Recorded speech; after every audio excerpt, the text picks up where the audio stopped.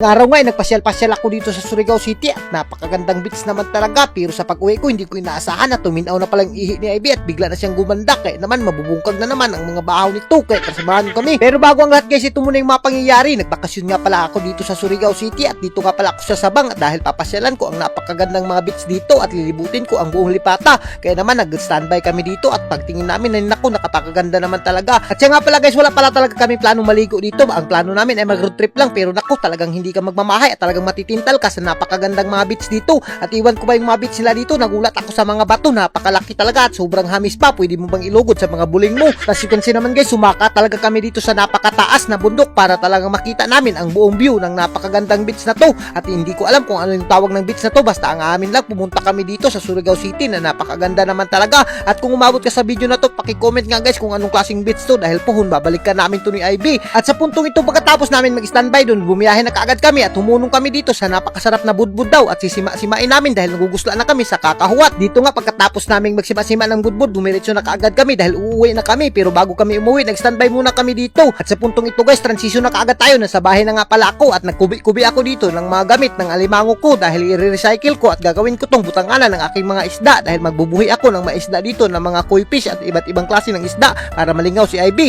At speaking of Ivy guys, pagdating ko dito sa bahay, nang mukha siya ng nilaban at bigla akong nagulat, biglang lumandag na yung panit niya. Tingin ko ay tuminaw na rin tong ihi nito. Naku, patay ito sa akin mamaya at porsyon na mabubungkag na naman yung mga bahaw niya dito. Alam nyo ba guys, ako lang ba yung nakapansin dito sa asawa ko? Parang medyo gumanda-ganda na talaga siya nung simula nung nanganak siya at parang lumiwanag na yung kutis niya. Naku, talagang manggigigil ako nito. Kung nakikita nyo ba guys, nangaakit pang si Ivy dito. Hindi ko talaga alam guys, simula nung umalis ako sa Surigao at 3 araw ako doon, naku, nagulat ako kay Ivy, bigla na lang siya nagpasiksik kahit bagong panganak niya. Naku, delikado talaga to, baka kinamang na to ni kumpare. Ay naku, talagang mabubungkag yung mga mukha nila sa akin kapag inilog nila sa Ivy. At si Kunsi naman guys, iba na talaga yung tingin ko kay Ivy. Simula nung nakabalik ako ng Surigao, parang yung tingin ko sa kanya simula nung nagkakilala kami nung una, parang iba na talaga si Ivy ngayon at napakaganda na. At kung nakikita nyo guys, may pasayaw-sayaw pa. At alam nyo ba guys, totoo nga pala talaga yung mga kasabihan, kapag bago nanganak yung mga babae ay parang magbo-blooming na talaga sila. At sa puntong ito guys, tiniwas ko na lang muna yung trabahoon ko dito at nag-focus na lang muna ako dahil si Ivy, mamaya na yung gabi, titiwasin ko at bubungkagin ko yung mga bahaw niya.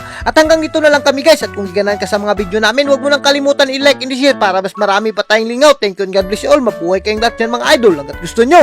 Bago ang lahat guys, meron na naman tayong bagong laro na ipapakilala sa inyo. Ito ang Diamond Game at dito ay napakadali lang talaga. Kailangan mo lang mag-register dyan at fill upan ang lahat ng yan. At pagkatapos ay pindutin mo ang login. At ganyan lang kadali guys. At kapag naka-register ka at nakapag-cash in dito sa Diamond Game, ay mamimili kami ni Ivy ng mabibigyan ng 5 random people. Kaya nung panghinihintay mo, mag-register na at maglaro dito sa Diamond Game. At nasa comment section yung link guys, huwag nyo kalimutan.